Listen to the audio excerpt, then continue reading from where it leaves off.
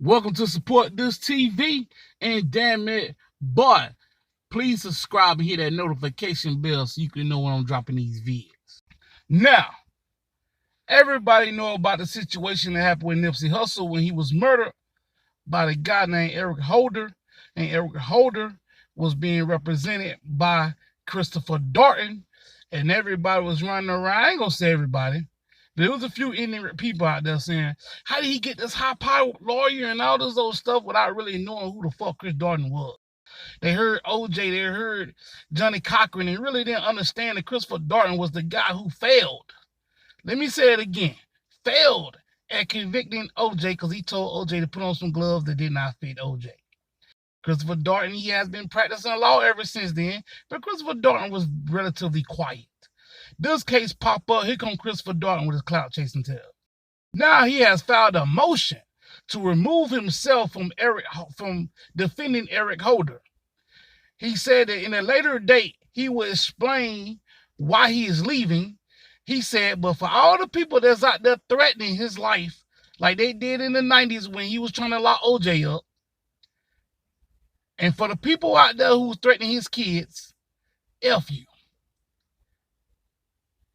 Now, that was his message. F you to the people out there who threatening his kids in his life. Now, I don't think it's fair to be threatening this man's kids, but I understand why people out there are outraged or mad. And like I stated in a video previously, Chris Darden was used to being threatened. He was threatened when he was trying to convict OJ because everybody who was black was on OJ's side, even though he was guilty. And he didn't represent being black. He didn't care about being black. But we were riding with him. You know, and we're looking down on Chris Darden. And now we look down on Chris Darden again because, look, he was representing Eric Holder. But he is no longer representing Eric Holder. He said this is going to be the last time showing up in court. You know, what he did say, though, is that he feel like Eric Holder should be able to exercise his Sixth Amendment right, you know, and get representation. Because there was a time where black men wasn't able to have representation. So regardless of what he's accused of, he feel like Eric Holder should be able to get representation. Yes, that is true. But when people seeing you jumping on the case, they're like, oh man, this dude a clout chaser, man. This dude trying to get back in the headlines.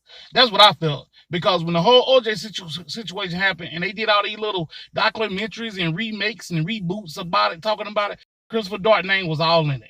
And I felt like you trying to do the same thing. And when they made these Nipsey Hussle documentaries and they talk about Eric Holder, they're going to have to talk about Christopher Darden because he's going to put himself in this situation as well. You know. But let me know how y'all feel about this thing, man. I think overall, it's smarter Christopher to step down. But I think it's awful that people out there threatening this man's kids.